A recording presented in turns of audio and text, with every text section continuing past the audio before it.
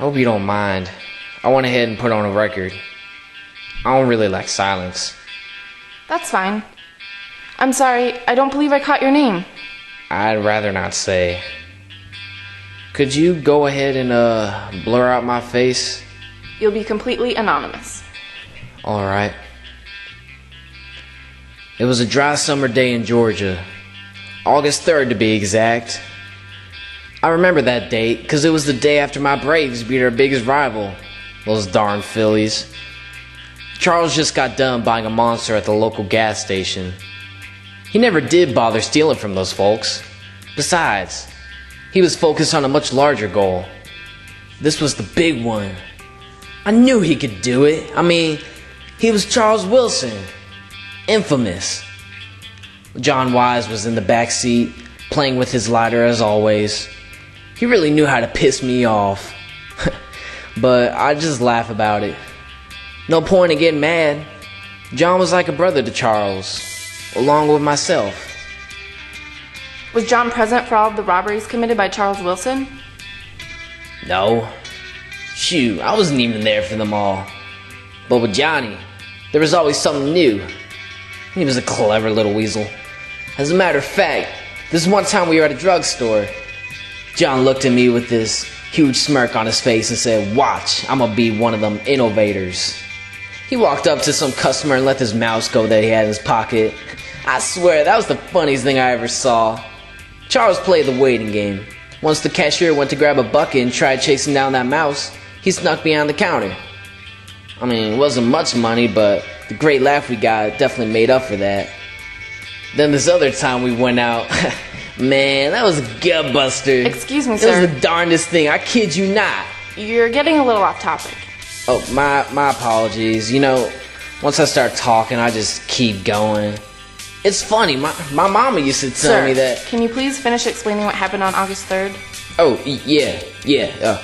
So, we were almost ready to go. Charles just finished chugging his energy drink.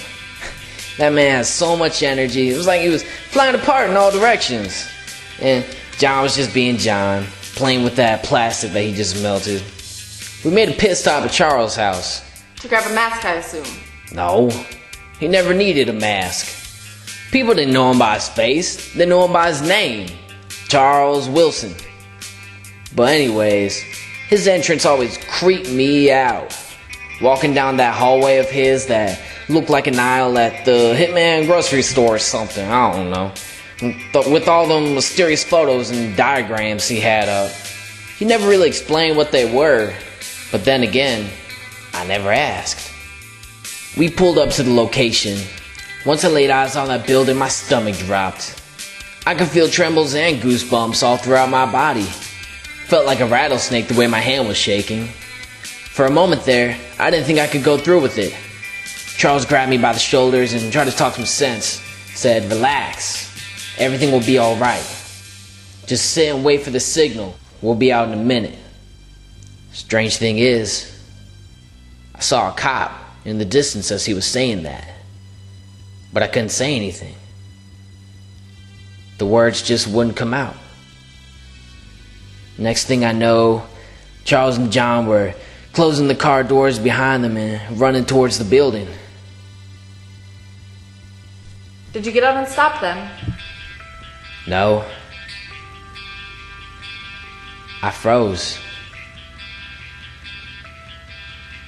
You know, ever since that day 7 years ago, I never caught on to those details until I had to sit down and actually talk about it right now. Can't help but think how I could have changed the outcome.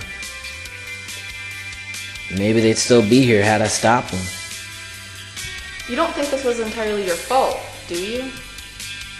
I don't know. Well, I think I have everything you need. You're free to go now, if you'd like. Yeah. I'll do that. Oh, and I'm gonna take that record with me too. Never mind. I think it's broken.